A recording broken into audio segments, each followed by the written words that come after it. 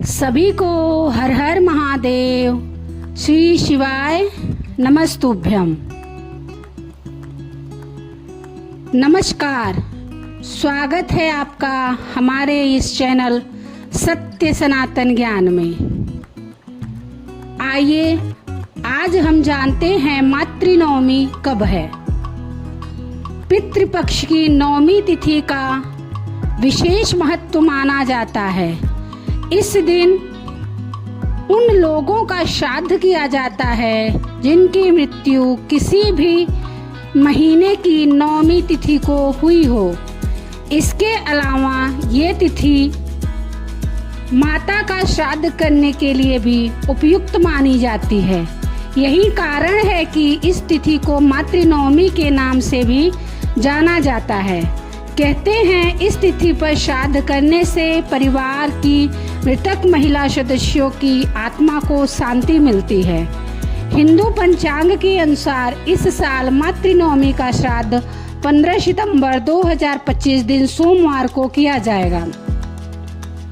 कुतुब मुहूर्त सुबह 11:51 से दोपहर 12:11 तक। रोहिणी मुहूर्त दोपहर 12:11 से 4:30 तक। नवमी श्राद्ध तिथि। श्राद्ध वाले दिन सुबह उठकर स्नान करें और पूरे घर में गंगा जल और गौमूत्र छिड़कें। इसके बाद दक्षिण दिशा की ओर मुंह करके बैठ जाएं। फिर तांबे के चौड़े बर्तन में काले तिल, गाय का कच्चा दूध और गंगा जल पानी डालें। इस जल को अपने दोनों हाथों में भरकर सीधे हाथ के अंगूठे से उसी बर्तन में गिराएं। ऐसा आपको 11 बार करते हुए अपने पितरों का तर्पण करना है। इसके बाद पितरों के लिए भोजन तैयार करें। श्राद्ध के लिए श्रेष्ठ ब्राह्मण को घर पर बुलाएं और उन्हें भोजन कराएं। पितरों के निमित्त अग्नि में बनाया गया भोजन अर्पित करें। ब्राह्मण को भोजन कराने से पहले गाय, कुत्ते और कौवे के लिए भोजन अवश्य निकालें। जानते हैं मातृनवमी क्यों कहलाती है इतनी खास। पितृपक्ष की नवमी तिथि विशेष रूप से उन महिलाओं के श्राद्ध के लिए मानी गई है जिनका निधन उनके पति के जीवित रहते हुआ हो। शास्त्रों में उल्लेख है कि इस दिन उन माताओं, बहनों और बेटियों का भी श्राद्ध किया जा सकता है जिनकी मृत्यु तिथि ज्ञात न हो। मान्यता है कि इस दिन किए गए श्राद्ध से न केवल मातृ पितर तृप्त होते हैं बल्कि घर परिवार और कुल में सुख समृद्धि का वास होता है। मातृनवमी पर क्या करें।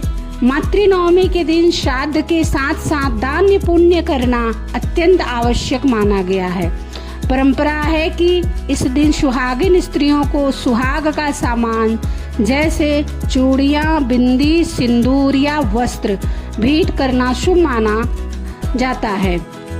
वृद्ध महिलाओं को उपहार देना और उनका आशीर्वाद लेना भी कल्याणकारी माना गया है। इसके अतिरिक्त किसी ब्राह्मण पत्नी को आदर पूर्वक भोजन कराना तथा पीपल के वृक्ष के नीचे दीपक जलाना इस दिन विशेष पुण्यदायी होता है। इसके अलावा गाय, कुत्ते, चींटी, मछली और कौवे को अन्न जल देने का भी विधान है। मान्यता है कि इन जीवों को दिया गया अन्न सीधे पितरों तक पहुंचता है और उनकी आत्मा को शांति प्रदान करता है। इस दिन दिवंगत माताओं और बहनों को स्मरण करके उनकी आत्मा की तृप्ति हेतु श्रद्धा और प्रेम से कार्य करना चाहिए। यही सच्ची मातृ श्रद्धा मानी जाती है। सभी को हर हर महादेव। श्री शिवाय नमस्तुभ्यम। आप सबके ऊपर पितर देवता की कृपा बनी रहे। जय भोलेनाथ।